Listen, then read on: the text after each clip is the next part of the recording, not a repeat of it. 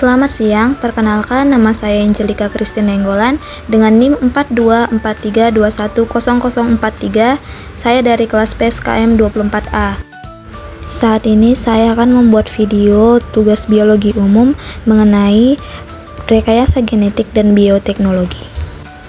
Rekayasa genetik adalah proses manipulasi langsung terhadap gen DNA suatu organisme untuk mengubah sifat atau karakteristik. Proses ini melibatkan pemindahan, penghapusan, atau penyisipan gen tertentu dalam DNA organisme menggunakan teknologi modern seperti teknologi DNA rekombinan. Tujuan di antara rekayasa genetik yang pertama adalah meningkatkan produktivitas pertanian, 2. Memproduksi obat-obatan, 3. Sebagai industri pertanian, 4. Mengurangi penggunaan pestisida kimia. Sedangkan bioteknologi adalah cabang ilmu yang memanfaatkan organisme hidup sel atau molekul biologis untuk menghasilkan produk atau jasa yang bermanfaat bagi manusia untuk menghasilkan produk yang pastinya unggul dan berkualitas. Tujuan dari penerapan bioteknologi diantaranya adalah 1. Mengembangkan produk di bidang kesehatan dan medis, 2. Meningkatkan hasil pertanian dan pangan, 3. Konversi keanekaragaman hayati. Ada banyak contoh bioteknologi, diantaranya 1. Meningkatkan produk pangan, yaitu contohnya keju, yogurt, tempe, 2. Sebagai produk obat, yaitu vaksin hepatitis B, biofarma, serum, dan lain-lain. Di sini akan diterangkan mengenai contoh bioteknologi. Saya mengambil video mengenai pembuatan insulin. Yang pertama dengan mengisolasi plasmid pada E. coli. Plasmid ini adalah salah satu bahan genetik bakteri yang berupa untaian DNA berbentuk lingkaran kecil. Selanjutnya, enzim retriksi endonuklease akan memotong plasmid yang telah diisolisir pada segmen tertentu. Sementara itu, DNA yang diisolasi dari sel pankreas dipotong pada suatu segmen untuk mengambil segmen pengkode insulin. Pemotongan dilakukan dengan enzim yang sama. Selanjutnya, DNA kode insulin tersebut disambungkan pada plasmid menggunakan bantuan enzim DNA ligase. Hasilnya adalah kombinasi DNA kode insulin dengan plasmid bakteri. DNA rekombinan yang terbentuk kemudian disisipkan kembali ke sel bakteri. Setelah disisipkan E. coli, maka akan diletakkan pada medium tumbuh. Kultur bakteri yang positif yang akan menghasilkan insulin.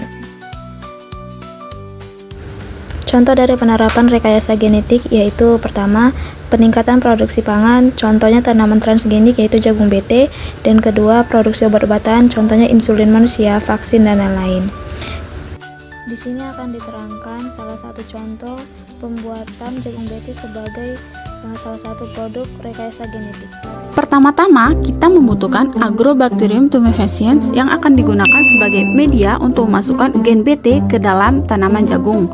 Nah, plasmid dari Agrobacterium ini digunakan karena dapat menembus jaringan tanaman dengan sendirinya.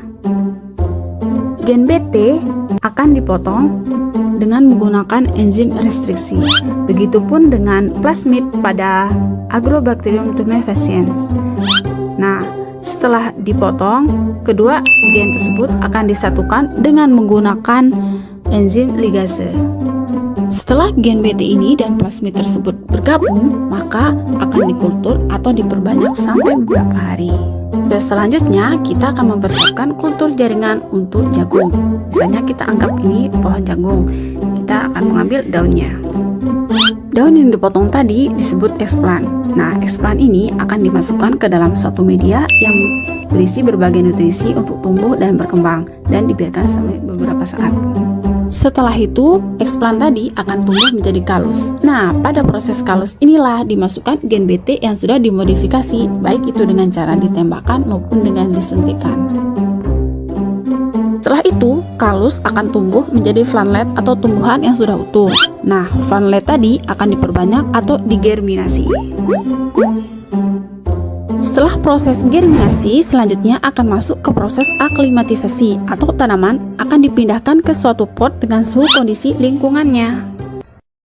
Sampai tahap ini, proses rekayasa genetika jagung BT sudah selesai dan siap ditanam di suatu lahan.